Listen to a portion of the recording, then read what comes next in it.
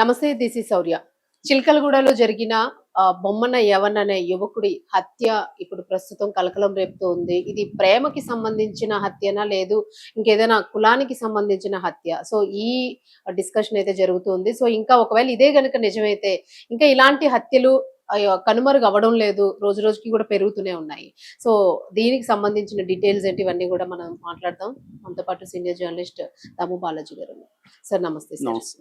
Sir మన అంటే ఇట్లాంటి హత్యలు ఏవైతే ఉంటాయో మరీ క్రూరంగా జరిగింది. దాదాపు 15-20 కత్తిపోట్లు, 4-5 కుర్రాళ్ళు వెళ్ళి పొడిచారు అని. సో ఇదంటే పర్సనల్ గా జరిగిందని అనుకోవచ్చా? ప్రేమ వ్యవహారమేనా, లేదు ఇంకేదైనా కులానికి సంబంధించి అని అనుకోవచ్చు? ఏ రకంగా తీసుకు నిన్న చిలకలగూడలో మొన్న నైట్ జరిగింది యాక్చువల్గా. సో అరౌండ్ 9కి అలాగా 9-9:30 మధ్య జరిగింది. 9కి అబ్బాయి లాస్ట్ కాల్ వాళ్ళ అమ్మకి చేశాడు. అమ్మ నన్ను ఇలా చంద్రిక వాళ్ళ బ్రదర్స్ పిలుస్తున్నారు అని చెప్పి కట్ చేసేసాడు ఫోన్. అదే లాస్ట్ కాల్ అరౌండ్ 9కి వచ్చింది. అంటే మామూలుగా ఏంటంటే వీళ్ళిద్దరు అంటే బొమ్మన యవన్, అఖిల్ కుమార్, అబ్బాయికి 21 ఏళ్ళు, అలాగే చంద్రిక అనే ఒక అమ్మాయి. వీళ్ళిద్దరూ హై స్కూల్ మేట్స్. ఈ అమ్మాయి హై స్కూల్లో జూనియర్, యవన్ సీనియర్. సో వీళ్ళ ఇండ్లు కూడా దగ్గరలోనే ఉండేవి, వీళ్ళ ఫ్యామిలీస్ కూడా క్లోజ్గా ఉండేవాళ్ళు. అలాగా అప్పటి నుంచి ఈ అమ్మాయి క్లోజ్గా ఉండేవాళ్ళు. తర్వాత వాళ్ళు ఒక 4 ఏళ్ల నుంచి ప్రేమించుకుంటూ ఉన్నారు. సో అయితే ఈ మధ్యకాలం ఒక 1.5 year బ్యాక్ వీళ్ళ ఫ్యామిలీ వేరే జవహర్ నగర్, దిల్సుఖ్ నగర్ దగ్గరికి వెళ్ళిపోయారు. వీళ్ళమ్మ బాగా పూరు, వీళ్ళ ఫాదర్ ఉన్నట్లేడు. వీళ్ళది వేలూరు, అబ్బాయి వాళ్ళది. అక్కడ నుంచి ఇక్కడికి వచ్చారు. వాళ్ళు కాపులు అని చెప్తున్నారు, పర్టికులర్గా ఏ కులం అని తెలియదు కానీ మొత్తంగా కాపులు. సో వాళ్ళమ్మ పూరు, వాళ్ళమ్మ 4 ఇళ్లలో పని చేసుకుని ఈ అబ్బాయిని చదివించుకుంటుంది. ఆమెకి 3 పిల్లలు, వీళ్ళ అక్క, ఈ అబ్బాయి, వీళ్ళ తమ్ముడు, 3 పిల్లలు. అక్కకి 2 నెలల ముందే పెళ్ళయింది. సో ఇది వీళ్ళ నేపథ్యం. ఇక ఈ అమ్మాయి వాళ్ళు కొద్దిగా డబ్బున్నోళ్ళు, యాదవాసు. వీళ్ళ బావ సాయి యాదవ్ అని అతను కొద్దిగా అక్కడ లోకల్గా పలుకుబడి అది ఉన్న వ్యక్తి. సో ఇది ఈ నేపథ్యం. ఈ నేపథ్యంలో ఈ అమ్మాయి ఎక్కువగా వీళ్ళ ఇంటికి వెళ్ళేదని చెప్తున్నారు. అంటే ఇప్పుడు ఇక్కడ మనకి ఒక వెర్షనే, అబ్బాయి వాళ్ళ తరపున మాత్రమే మీడియాతో మాట్లాడుతున్నారు, పోలీసుల వెర్షన్. అమ్మాయి వాళ్ళ తరపున ఎవరు మీడియాతో మాట్లాడలేదు. కాబట్టి అమ్మాయి వాళ్ళ తరపున వెర్షన్ ఏంటి అనేది మనకు తెలియదు. అది దీంట్లో ఈ కథనంలో ఉండే ఒక లిమిటేషన్. మనకి మామూలుగానే ఇట్లాంటి స్టోరీలు వచ్చినప్పుడు ఒక వెర్షనే ఉంటది. ఎందుకంటే అమ్మాయి వాళ్ళ వైపు ఎవరు లేరు, లాక్కేసుకున్న వాళ్ళు వెళ్ళిపోయారు. ఎందుకంటే వీళ్ళు బంధువులంతా వచ్చి అటాక్ చేయడానికి వస్తే వాళ్ళు ముందే పారిపోయారు. కాబట్టి ఆ వెర్షన్ ఏందో మనకు తెలియదు. అయితే ఈ అమ్మాయిది, ఈ అబ్బాయిది ఒక ఫోన్ కాల్ కూడా లీక్ అయింది. అది ఒక 2 నిమిషాలు చిల్లర ఉంది. ఆ ఫోన్ కాల్ ద్వారా కూడా మనకు కొన్ని విషయాలు అర్థమవుతాయి, అది జాగ్రత్తగా వింటే. నేను విన్నాను అవన్నీ. అట్లాగే వీళ్ళు ఈ అబ్బాయి తరపున వాళ్ళ అక్క, వాళ్ళ తమ్ముడు, వాళ్ళ ఫ్రెండ్స్, అక్కడ చంపైనప్పుడు కూడా 2 ఫ్రెండ్స్ ఉన్నారు. వాళ్ళు మాట్లాడిందంతా కూడా నేను చూశాను. అలాగే మన రిపోర్టర్తో కూడా మాట్లాడాను, మన రిపోర్టర్ కూడా వెళ్ళారు. సో ఇవన్నీ దీన్ని బట్టి మనకు అర్థమవుతున్నది ఏమంటే, వీళ్ళు 4 ఏళ్ళుగా ప్రేమించుకుంటుంటే ఈ అమ్మాయి మాటికి వీళ్ళ ఇంటికి వెళ్తూ ఉండేది. వీళ్ళ అమ్మ కూడా అనేకసార్లు చెప్పింది, అమ్మ నువ్వు రాకు ఇలాగాని. ఎందుకంటే ఆ అమ్మాయి మైనర్, ఇంకా 18 ఏళ్ళు నిండలేదు, BA సెకండ్ ఇయర్ చదువుతుంది. ఈ అబ్బాయి ఏమో బీటెక్ ఫైనల్ ఇయర్ చదువుతున్నాడు మల్లారెడ్డి ఇంజనీరింగ్ కాలేజీలో, కొంపల్లిలో. సో ఈ నేపథ్యంలో ఈ అమ్మాయి వెళ్ళడము వీళ్ళ బావ సాయి యాదవ్ చూసి అతనికి కోపం వచ్చింది. మామూలుగా ఇలాంటి కేసులో మేనమామలు, బావులు వీళ్ళకి ఎక్కువ హర్ట్ అయిపోతారు. మామూలుగా మనకి కోర్టు సినిమాలో కూడా అదే కదా, మంగపతి నేచురల్ గా విలేజ్ లో కూడా జరిగేది అదే. వీళ్ళు ఎక్కువ హర్ట్ అయిపోతారు. ఈ మంగపతి క్యారెక్టర్ కూడా అదే కదా కోర్టులో. సో సిమిలర్ గా ఇక్కడ కూడా ఒక మంగపతి ఉన్నట్టుగానే అర్థమవుతుంది, సాయి యాదవ్. సో ఇతను వెళ్ళి ఇంకా డైరెక్ట్ గా వాడికి వార్నింగ్ ఇచ్చారు, అబ్బాయికి, నువ్వు కానీ ఇది చేస్తామని. గొడవలై వార్నింగ్లు ఇచ్చినాక వీళ్ళు ఏమని చెప్పారంటే, ఈ తల్లిదండ్రులు మా వాడిని మేము కంట్రోల్ చేసుకుంటాం, మీ పాపని మీరు చేసుకోండి, ఇంక జరగదని చెప్పారు. సో వీడు కొద్ది కంట్రోల్లోనే ఉన్నాడు కానీ ఆ పాప ఉండట్లేదు అనేది వీళ్ళు ఆరోపిస్తున్నారు. ఆ పాపే ఫోన్లు చేసేది, ఆ పాపే వస్తుండేది. మన కాల్లో కూడా చూస్తే వీడేమంటున్నాడంటే, ఆ అమ్మాయి ఏం చెప్తుందంటే మన ఇద్దరం లేచిపోదాం అంటుంది. వీడేమంటున్నాడు, బాబు మా అక్క పెళ్ళుంది, పైగా మనం ఇంకా నాకు డిగ్రీ కంప్లీట్ కాలేదు, మనం లేచిపోయి ఇప్పుడు ఏం చేయాలి, మనకి ఇంకా ఏజే కాలేదు, మనం ఎలా లేచిపోవాలంటే అమ్మాయి ఒప్పుకోవట్లేదు. అమ్మాయి లేచిపోదాం ఉంటుంది. అమ్మాయి ఏమంటుంది, మా ఇంట్లో వాళ్ళు నీ మీద కేసు పెట్టుదామని వాళ్ళు కంప్లైంట్ రాశారు, నువ్వు నన్ను అరెస్ట్ చేస్తున్నావు అని రాస్తాము, దాంట్లో నువ్వు సంతకం చేయాలని అంటున్నారు, సంతకం చేయకపోతే మా అమ్మను కూడా చంపేస్తాము అంటున్నారు అనేది అమ్మాయి మాట్లాడుతుంది. అబ్బాయి అప్పుడు ఏమన్నాడు, అబ్బాయి తెలివిగానే అన్నాడు, ఓకే నువ్వు సంతకం పెట్టాయి, ఏదైతే అది అవుతుంది చూసుకుందాం, పోలీస్ అప్పటికే త్యాగం చేసినట్టే మాట్లాడాడు. పెట్టేసాయి, నువ్వు సంతకం పెట్టి, లేకపోతే నీకు ప్రెజర్ కదా, నిన్ను కొడతారు, నిన్ను ప్రెజర్ చేస్తారు, నువ్వు సంతకం పెట్టేయి అంటే నేను పెట్టాను అంటున్నావు. సో ఆ అమ్మాయి ప్రాక్టికల్ గా లేదు. అమ్మాయికి అర్థమైంది, వాళ్ళ అమ్మాయి చెప్తుంది మన ఇద్దరిని చంపేస్తామని మా బావ అంటున్నాడు, మా బావ వాళ్ళ అమ్మతో కూడా నాకు పెద్ద గొడవ అయింది ఇందాకే, ఏం చేద్దాం అని అమ్మాయి అడుగుతుంది. ఈ అబ్బాయి నాకు ఏం చేయాలో నాకు కూడా తెలియట్లేదు, మనకి ఇప్పుడు బయటకు వెళ్ళినా నేను ఎలా, మన ఇద్దరం ఎలా బతకాలి, పైగా ఏజ్ లేదు కదా, ఏజ్ అవ్వాలి కదా ఫస్ట్, ఇవన్నీ అబ్బాయి కొంత ప్రాక్టికల్ గా ఉన్నాడు, ఆలోచిస్తున్నాడు. కానీ అమ్మాయి మంకుతో మాట్లాడుతుంది, క్లియర్ గా అర్థమవుతుంది అమ్మాయికి ఏంటంటే ఈ అబ్బాయి కావాలి, వాళ్ళ ఇంట్లో వాళ్ళు ఒప్పుకోవట్లేదు, పైగా ఈ అబ్బాయి మీద కేసు పెడుతున్నారు, అమ్మాయికి ఏం చేయాలో తెలియట్లేదు. అంటే ఫస్ట్ ఆఫ్ ఆల్ వీళ్ళిద్దరికి కూడా ముఖ్యంగా ఈ అమ్మాయికి మెచ్యూరిటీ లేదు, ఈ అమ్మాయికి కనీసం సైలెంట్ గా కొద్ది రోజులు ఉన్నాము తర్వాత చూసుకుందాం అనేది లేదు, అమ్మాయి ఏమో ఉండదలుచుకోలేదు, ఈ అబ్బాయిని ఇచ్చేస్తుంది. ఈ అబ్బాయికి ఏంటంటే బ్యాక్గ్రౌండ్ వీళ్ళమ్మ వీళ్ళలో పనిచేయడం ఇవన్నీ తెలుసు కాబట్టి ఈ అబ్బాయి కొంత ఫ్యామిలీని చూసుకోవాలి, ఇవన్నీ ఈ అబ్బాయి ఫ్యామిలీతో బాగా టైట్ నిట్ కనబడుతుంది, అమ్మ అంటే చాలా ఇష్టము, ఇవన్నీ ఉన్నాయి. సో రెండో తమ్ముడు నీకు టేక్ కేర్ చేయాలి, అక్కకి పెళ్ళి, కాబట్టి ఇవన్నీ అబ్బాయికి ఉన్నాయి.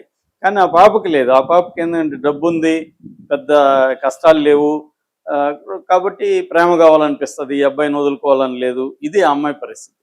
సో ఈ నేపథ్యంలో వీళ్ళు ఏంటంటే ఇది పరువు అనేది కూడా కాకుండా, అంటే ఒకటి ఆర్థికంగా ఈ యాదవ అమ్మాయి వైపున వాళ్ళు బలంగా ఉన్నవాళ్ళు, వీళ్ళు ఇళ్లలో పనిచేసుకునే కొడుకు, కాబట్టి ఇక్కడ కులం కంటే కూడా, కులం అంటే మామూలుగా కాపు అనేది ఏమి తక్కువ కులం కాదు కదా, కాబట్టి కాపు యాదవ్ అనుకున్నప్పుడు పెద్ద ఇబ్బంది లేదు మామూలుగా అయితే.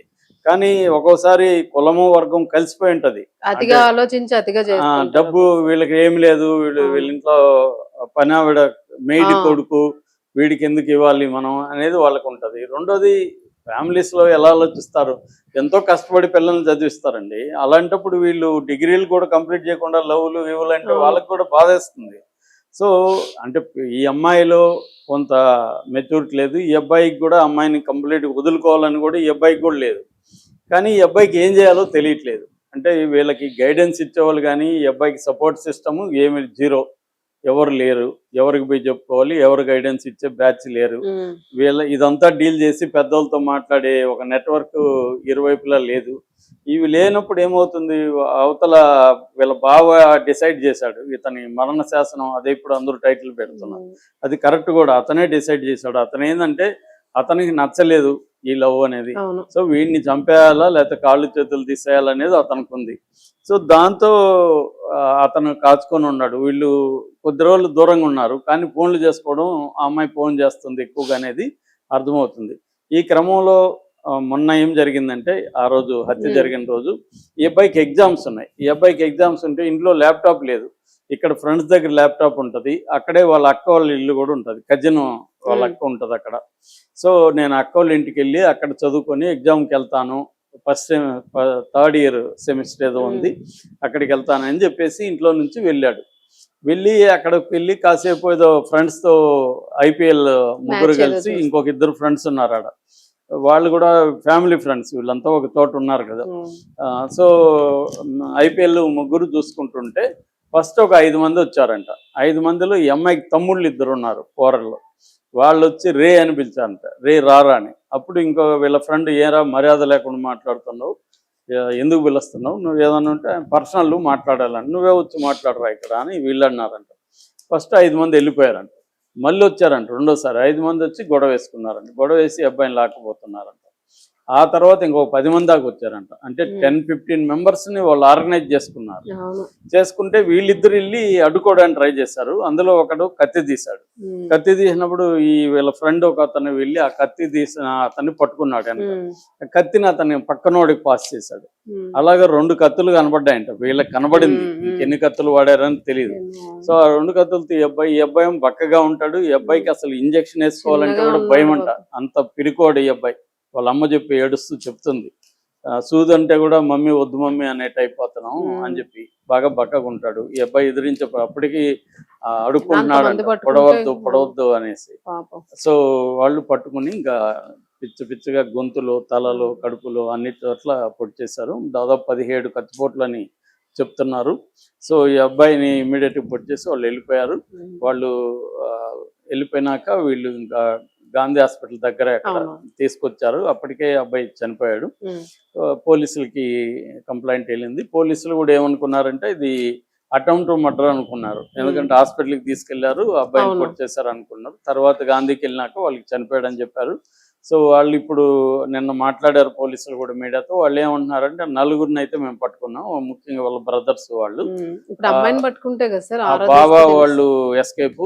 వీళ్ళ నాన్న కూడా, ఈ అమ్మాయిల నాన్న కూడా గట్టిగానే ఈ అబ్బాయికి వ్యతిరేకంగా ఉన్నాడని ఆ కాల్లో కూడా అమ్మాయి చెప్తుంది. మా నాన్న కూడా అసలు మాట్లాడేదానికి కూడా నాకు టైం ఇవ్వట్లేదు, మా నాన్న కూడా వాళ్ళందరూ ఒకటిగానే ఉన్నారని చెప్తున్నారు. కాకపోతే దీని అంతా లీడ్ చేసింది సాయి యాదవ్ అనే వీళ్ళ బావ, అట్లాగే వీళ్ళ బ్రదర్ పరమేష్.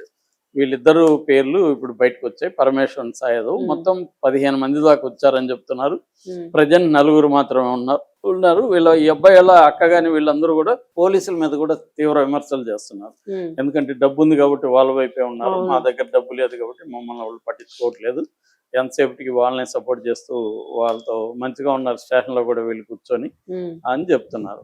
సో ఈమెమో మదరు నా కొడుకు లేకుండా నేను ఉండలేనని ఆమె చనిపోవడానికి కూడా సిద్ధమవుతుంది. సో ఆమె ఎక్కువగా బాధపడుతుంది. అవును. సో అంటే వీళ్ళు క్లోజ్ యూనిట్ ఫ్యామిలీ, అబ్బాయి మీద ఆశలు పెట్టుకున్నారు, ఇంజనీరింగ్ అయితే జాబ్ వస్తుంది, వీళ్ళ ఫ్యామిలీ కష్టాలన్నీ తీరుతాయని.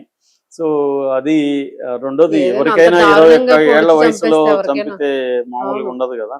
రెండోది వీళ్ళు ఊహించలేదు, చంపుతారని ఊహించలేదు. ఎందుకంటే చిన్నప్పటి నుంచి తెలుసు, వాళ్ళు వీళ్ళు కలిసి ఒక ఇంట్లో ఒకరు తిన్నవాళ్లే, అలాంటి వాళ్ళు చంపుతారా అనేది అనుకున్నారు. కానీ అదే అంటుంది ఆవిడ కూడా, కళ్ళెదురు అందరూ కలిసి తిరిగారు, వాళ్ళకి ఎలా చేతులు వచ్చింది అనేది అంటుంది. మామూలు ఒకసారి డిసైడ్ అయిపోయినాక ఇంకా అవన్నీ పనిచేయవు. సో వాళ్ళలో కూడా మైనర్లు ఉన్నారు ఇప్పుడు చంపిన వాళ్ళలో కూడా. కానీ కేసులు గట్టిగా వెయ్యాలి సార్, ఎందుకంటే మైనర్లకి శిక్షలు పడవు. ఎలాగో వాళ్ళని జువెనైల్ యాక్ట్ కింద, జువెనైల్ జస్టిస్ యాక్ట్ ఉంటది, దాని కింద వాళ్ళని చేస్తారు, హోమ్స్ లేస్తారు. వీళ్ళు కూడా బెయిల్ తీసుకొని ఎందుకంటే డబ్బు ఉంది ఆల్రెడీ. వీళ్ళు ఎందుకు చేశారు, ఈ బావా వీళ్ళు ఎందుకు చేశారంటే దేనో హౌ టు డీల్, ఇదంతా పోలీసులను ఎలా డీల్ చేయాలి, వీళ్ళకి ఎలాగో ఏమి లేదు, సునాయాసంగా పొడి చేశారంటే ఎంతో కొంత క్లియర్ గా అబ్బాయికి కొంత సర్కిల్ ఉందని చెప్తున్నారు ఆ బావకి. సో వాళ్ళ ప్లాన్ ఏంటంటే చంపేసి మనమే ముందుగానే అరెస్ట్ అయిపోదాం, అరెస్ట్ అయితే పోలీసులు కూడా ఏం చేయరు, అక్కడ నుంచి డబ్బులు మేనేజ్ చేసుకుని లాయర్లను పెట్టుకొని 1 month 2 months మహా అంటే జైల్లో ఉంటాము, బయటకు వచ్చేద్దాం. అమ్మాయిని ఎక్కడికో తీసుకెళ్లిపోయి ఉంటారు. ఇంకంతే. వాళ్ళు ఆల్రెడీ వాళ్ళ ఫ్యామిలీసే వాళ్ళది ఉమ్మడి కుటుంబం, ఒక 5-6 మంది కలిసి ఉంటున్నారు. సో వాళ్ళందరూ వెళ్ళిపోయారు. సో ఏముంది, 4 రోజుల తర్వాత వస్తారు వీళ్ళు. బయట వాళ్ళు ఎక్కడో ఏలూరు నుంచి వచ్చి ఇక్కడ ఉన్నోళ్ళు వీళ్ళు ఏం చేస్తారు అనేది ఉంది. ఇప్పుడు ఆక్రోశంలో మాట్లాడతారు కానీ ఫైనల్ గా జరగదు. అది బేసిక్. Thank you sir.